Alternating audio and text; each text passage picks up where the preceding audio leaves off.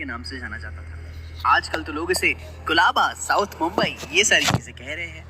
लेकिन थोड़ा इतिहास में अगर जाके देखेंगे मेरे पास्ट में, मेरे जमाने में, तो ये जगह कहलाती थी अपोलो बंदर, because it was a port, समुद्र किनारा था। मुझे बनाने वाले का नाम यानी कि मेरे कर्ता धर्ता, मेरे आर्किटेक्ट का नाम था जॉर्ज विटिट, एक स्कॉटिश आर्किटेक्ट। वैसे मेरा जन्म मुझे बनाने की वजह बहुत ही खास और एक अंदाज से मैं कह सकता हूँ कि बड़ी ही शाही थी। 1911 में Queen Mary and King George fifth पधारने जा रहे थे अपोलो बंदर में, पहली दफा भारत में और बॉम्बे की सरजमी पर। तो उनके इस विजिट, इस दौरे को सम्मानित करने के लिए मुझको बनाए जाने का ख्याल पहली बार पनपा।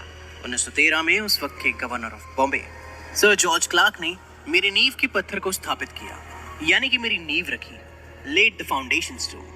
मगर जॉर्ज विटिट साहब द्वारा सैंक्शन किया गया मेरा फाइनल डिजाइन जब 1914 में पास हुआ, मुझे बनाने की तैयारी शुरू कर दी गई। और ये साल था 1915, और 1915 से लगातार 10 साल तक मुझ पर मेहनत की गई। और 4 दिसंबर 1924 को भारत का एक अजूबा बनकर मैं निखरा।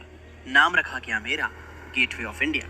सर रूफस आइजैक्स, जो उस वक्त के वाइसरॉय ऑफ इंडिया हुआ करते थे, उन्होंने मेरा उद्घाटन किया। और एक बार जो मैं बन गया, उसके बाद सारे के सारे बड़े गवर्नर, लॉर्ड साहब, हाई रैंकिंग सरकारी अधिकारी, सभी के सभी का एंट्री पॉइंट हो गया मैं।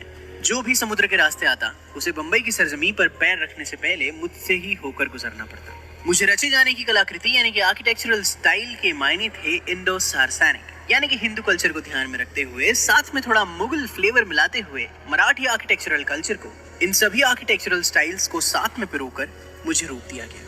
अगर आप पीछे की तरफ आएंगे तो आपको सीढ़ियां उतरती दिखेंगी अरब महासागर की ओर, जो निकलती तो मुझसे है लेकिन जहां मिलती है अरब महासागर की लहरों के साथ। मैं और मेरी कहानी दोनों बड़े इंटरेस्टिंग है। अगर आपने नोटिस किया होगा तो मैंने ये बात कही कि 1915 में मुझे बनाने की प्रक्रिया शुरू की गई, लेकिन महारानी और राजा साहब तो 1911 में ही आ गए थे।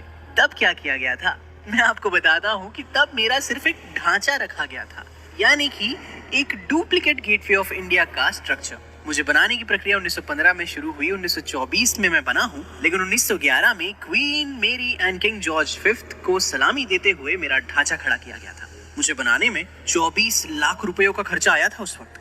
वैसे यूं तो डिजाइन में एक रास्ते के बारे में भी सोचा गया था जो मेरी तरफ आता हो, लेकिन फंड्स की कमी के कारण वो कभी बना ही नहीं।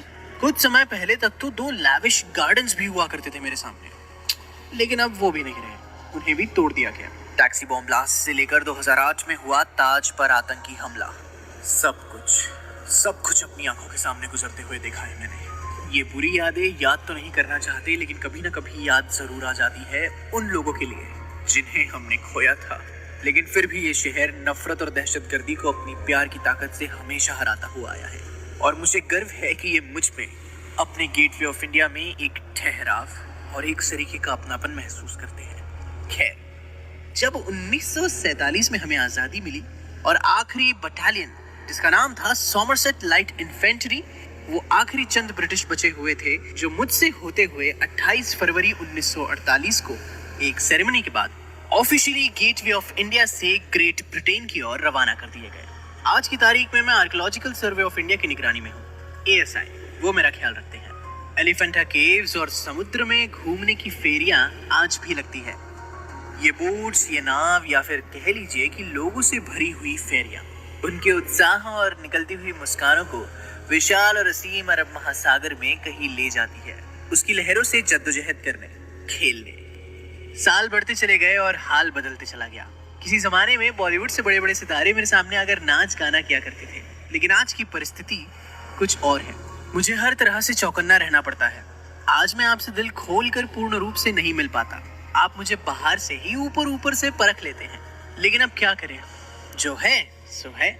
तो अगर मेरे बारे में कुछ विशेष या कुछ रोमांचक जानना हो तो मेरे बच्चे घूम रहे हैं ना जो सामने, सारी की सारी फोटोग्राफर कम्युनिटी, ये सारे के सारे मेरे ही अपने हैं। दिन से रात आपकी मेरे साथ तस्वीरें खींचने के लिए घूमते रहते हैं। इनसे रुककर 2 लम्हे प्यार से बात कर लीजिएगा।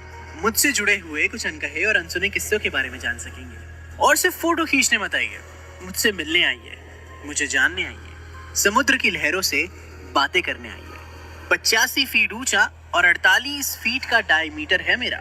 4 बुर्ज है, इंग्लिश में ट्यूरेट्स जिस पर हाथों से की गई खूबसूरत नकाशी।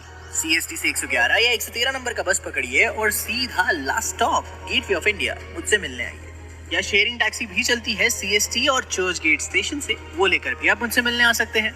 यार आपका इंतजार कर रहा हूँ इतने दिनों से, आइए मुझसे बात करिए, मुझे जानिए। गेटवे ऑफ इंडिया, इस एहसास को पहचानिए, क्योंकि आज वो प्रतीक ना है सिर्फ हिंदुस्तानी धरोहर का, बल्कि इंसानी ताकत का और इंसानी जज्बे का, जो कि प्यार और हिम्मत से बनता है।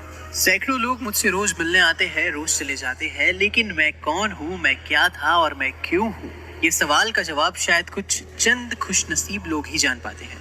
तो अपनी बात और अपनी कहानी सुनाने मैं आया था, और जाते जाते बस एक चीज कहना चाहूंगा।